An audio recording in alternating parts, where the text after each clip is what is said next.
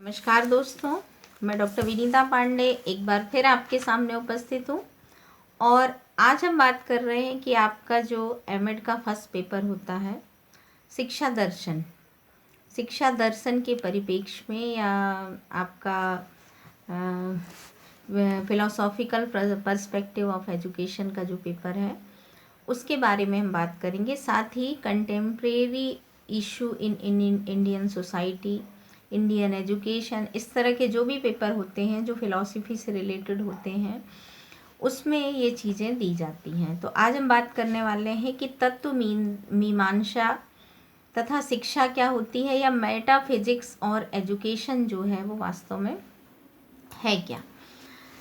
Metaphysics जो होता है उसको हम हिंदी में तत्व मीमांसा कहते हैं, और इसका जो संबंध होता है वो मानव की उत्पत्ति के संबंध में ही माना जाता है, और उसके विषय में जो भी चिंतन होता है वो मेटाफिजिक्स कहलाता है।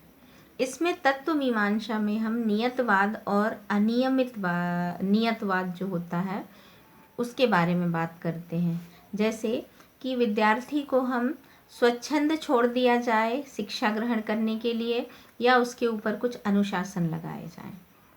तो इस तरह की जो चीज़ें होती हैं वो आपके तत्व मीमांसा के अंतर्गत आती हैं। जैसे अगर हम देखें तो शिक्षा की थ्योरी में बहुत सारी चीज़ें जो हैं वो तत्व मीमांसा से संबंधित होती हैं।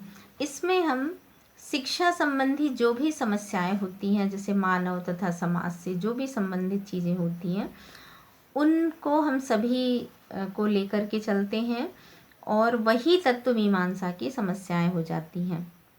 यही एक ऐसा मूल प्रकृतिवाद धारणा होती है, जबकि आदर्शवाद जो होता है वो इसको मन की सत्ता से स्वतंत्र नहीं मानता।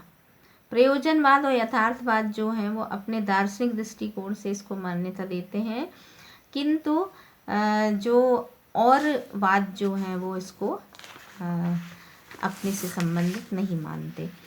तो यहाँ पर मानव की प्रकृति संबंधी जितनी भी समस्याएं होती हैं उनमें जो भी चीज़ें होती हैं वो तत्व मीमांसा उस पर अधिक जोर देता है।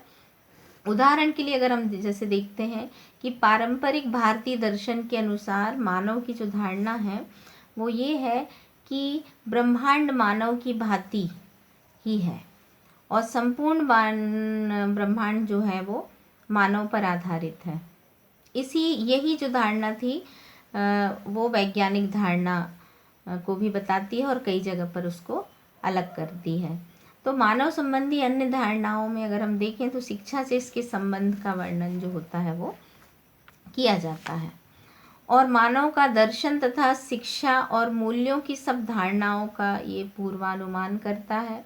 चाहे कितनी भी विज्ञान की खोजें हो चुकी हों, लेकिन दर्शन के बिना शिक्षा जो है वो कुछ भी कार्य नहीं कर पाता है।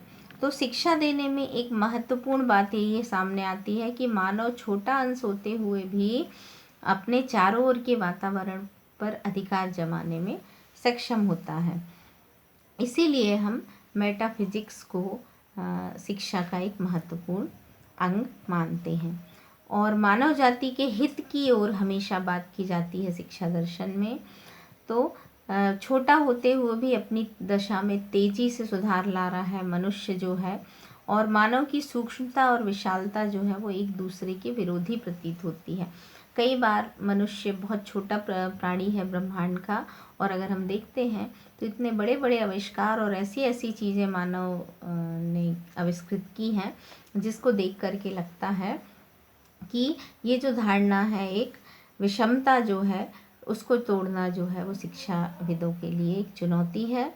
तो शिक्षा का अंतिम उद्देश्य अगर हम माने तो तत्व मीमांसा है, जिसमें मानव के संपूर्ण जीवन से संबंधित दर्शन का अध्ययन किया जाता है। आज के लिए बस इतना ही। आशा है कि आपको तत्व मीमांसा और शिक्षा में संबंध जो है वो समझ में आया होगा। धन्यवाद।